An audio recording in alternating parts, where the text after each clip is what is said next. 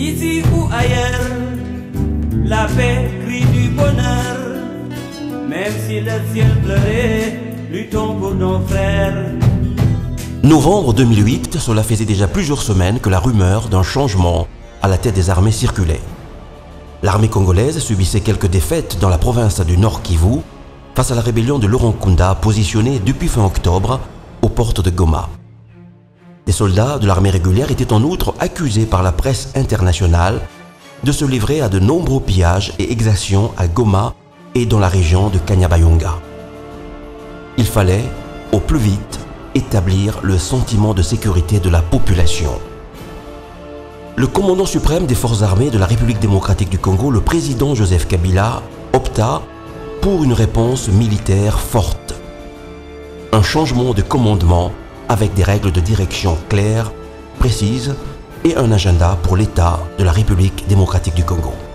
C'est ainsi que le lundi 17 novembre 2008, le président Joseph Kabila éleva le général Didier Etumba Longomba au grade de lieutenant général et le nomma chef d'état-major en remplacement du lieutenant général Dieudonné Kayembe. Il faut dire un mot sur l'homme. Pourquoi lui et pas un autre? Donc dire un mot sur le choix de l'homme. On sait que Didier Etumba n'est pas de la même province que le président. Il est, lui, originaire de la province de l'Équateur. Il a servi dans les ex-forces armées zaïroises et il dirigeait jusqu'ici la force navale où il a laissé une réputation de rigueur, de discipline et de loyauté. L'amiral Didier Etumba est un homme de commandement, un homme de conviction. Alors il répète sans cesse un principe qui lui est cher, c'est celui du sacrifice suprême du soldat. En clair, le sang des civils est beaucoup plus important que le sang des militaires. Mais les soldats, les militaires, comme les gens en général, sont prêts à sacrifier leur vie, à mettre leur vie en danger lorsqu'il y a un sens clair à cela, lorsqu'il y a une direction claire à cela. Et donc, lorsque ces gens ont confiance en vous et lorsque ces gens ont confiance en votre commandement, en votre direction. Sinon, les gens commencent par perdre leur propre discernement et être beaucoup plus prudents et donc à sauver d'abord leur peau. Et le chef de l'État fait appel à Didier Etumba à ce moment-là parce qu'il est le mieux placé, le mieux à même, tel un capitaine dans une équipe de football, à transmettre de manière claire les nouvelles directives de nos forces armées congolaises. Aussi parce que Didier Etumba est celui qui va réussir à fédérer de manière assez claire et rapide les soldats autour de ce principe, le sacrifice suprême du soldat. La cérémonie de passation de commandement et de reconnaissance de grade s'était déroulée le jeudi 27 novembre 2008 au quartier général de l'état-major général des FARDC à Mongalema, en présence du chef de l'État Joseph Kabila, du ministre de la Défense, des présidents des deux chambres du Parlement et des membres du gouvernement. À cette occasion, le lieutenant général Didier Etumba a pris des mains du président Joseph Kabila l'étendard du commandement de l'état-major général des FARDC. Lieutenant général Didier Etumba, je vous remets cet étendard, symbole de votre commandement. Vous le garderez et défendrez jalousement jusqu'au sacrifice suprême. Auparavant, le nouveau promu a prêté serment devant le commandant suprême des FARDC. Je jure solennellement et de loi de la République d'accomplir avec loyauté et honneur toutes les missions qui me sont confiées et consacrer toutes mes forces et tout mon savoir-faire à défendre l'indépendance, la souveraineté, l'intégrité territoriale de la République démocratique du Congo contre toutes les formes d'invasion ou d'agression.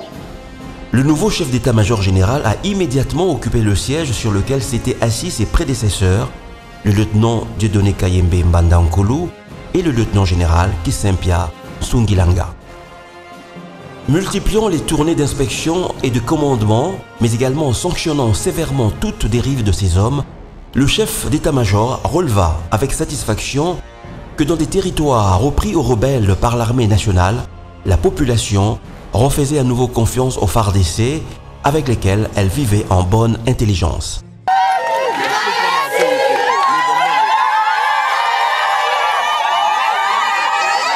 Ce fut le cas à Walikale et à Massissi, au Nord Kivu, où les soldats intégrés se sont pliés à la discipline de l'armée nationale.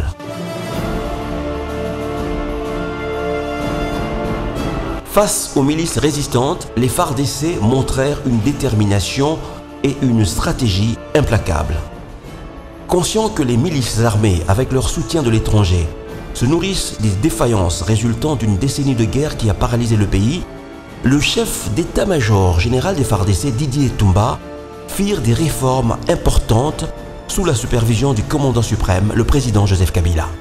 Premièrement, hommage et fierté furent rendus systématiquement aux militaires qui sacrifient leur vie pour la nation congolaise par une amélioration significative de leurs conditions sociales et dans les fronts. Deuxièmement, l'identification rigoureuse des soldats et la mise en place d'une carte biométrique pour leur identification a permis de mettre fin au détournement et surtout de bannir des éléments fictifs. Troisièmement, le changement d'uniforme qui a suivi l'identification a permis de démasquer les ennemis du pays. La nouvelle tenue remise aux unités a été nécessaire dans la traque des milices à l'Est. Quatrièmement, l'interdiction de l'exploitation des mines à l'Est, précisément dans les foyers de tension, a permis d'asphyxier économiquement les milices armées. C'est ainsi qu'aujourd'hui les FARDC sont mieux disposés que jamais à mener à bien toutes les opérations destinées à sécuriser, à protéger le peuple congolais sur l'ensemble du territoire. L'opération Amani-Léo a, en novembre 2010, atteint tous ses résultats. Les derniers éléments des FDLR ont été maîtrisés et plusieurs villages, dont Bunia, sont aujourd'hui sous le contrôle total des FARDC. Tous les voyous qui sont dans les environs ici, ça c'est sans rien à faire, c'est comme ça. On doit terminer cette affaire-là. 2 ans seulement après sa nomination par le chef d'État à la tête de l'armée, le lieutenant-général Didier Etumba n'est pas du genre à se contenter des progrès réalisés par les FARDC sous son commandement. Il ne veut surtout s'attirer aucun motif de gloriole personnelle. Il attribue plutôt ce succès à toute son armée, à ses hauts officiers, à ses officiers, aux soldats, au travail accompli avant lui par ses prédécesseurs sur ce siège de commandement, sous la supervision du commandant suprême, le chef de l'État. En cela, il a raison, parce que l'armée, c'est d'abord une affaire de tous. Il a fallu bien évidemment réussir avant tout l'intégration des forces rebelles dans l'armée nationale. Donc le changement a commencé avec lui. Mais le changement s'est accéléré avec le lieutenant-général Didier Etumba. Parce que la principale chose qui a changé aujourd'hui, en tout cas chez les militaires, c'est ce sentiment de direction claire, ce sentiment de voie tracée. On sait désormais où on va et pourquoi on y va. Vous savez ça va bien? Correctement, général. Vous assure? Nous assure, non. Le Kutate, mon général. Naïb, ça, commandant suprême qui est bien. Moi, en tout cas, mon général, sans vous mentir, nous assure l'opération de Zosal. Bon, le roi Bobois qui va en la frontière, dans Ngomba.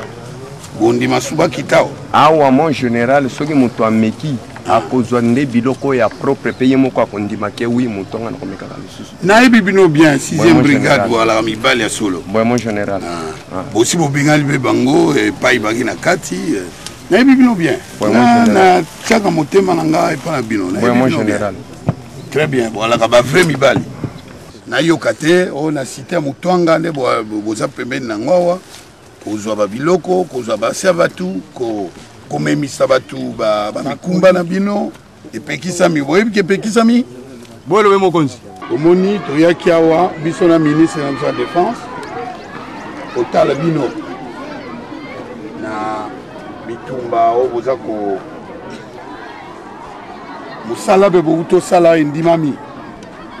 Nga mona yeko tala bino awa na pied ya Ruenzori na Mutuanga. Mais bo keba. Na banza aussi bo yoki et le commandant suprême a bengi tolérance zéro. Na kosi? Mon général. Tolérance zéro. Et l'ingolo va boyer soda. Quel que soit grade nayo. Général, colonel, nini, bizaleli mabe to lien on souté. Bizaleli mabe zanini. moyibi okoti na bilanga lokwa bilanga eza pembeni ya place organisée défensive na bino aba position na bino okoti na bilanga ozwi manioc obuki pondu même pondu apamba epekisami eza ya bino te population koprotéger population na biso population nde mutu na bataxe na ye apesi maboko na leta akomi na mwa makoki wana leta akomi nango alatisi biso makoki wana leta akomi nango apesi biso mwa salaire na biso makoki wana tozwi sapato makoki wana mwa muke tozwaka tomeki kofutela mwana classe mama koti hôpital bazwi en charge bongo na bongo eza boye te population koprotege ye commandant suprême abi boye koprotege population eza nde devoir sacré na biso. Mais le chef d'état-major n'est pas dupe et sait que le plus dur reste à faire. Garder haut le moral des soldats, rajeunir l'armée, renforcer son unité et son équipement, ancrer le respect des lois de la République, arrêter et traduire en justice tout officier qui, directement ou indirectement, serait mêlé dans l'exploitation illégale des minerais. La communication institutionnelle des FARDC devrait également s'améliorer et devenir plus régulière et offensive. Des actions de communication interne et externe des FARDC vont à coup sûr parfaire la connaissance de la politique de défense de la République démocratique du Congo et revaloriser les succès de son armée. Ce sont là autant de paris que le chef d'état-major ne manquera pas de relever dans cette troisième année de son commandement qui s'ouvre avec en ligne de mire une armée forte,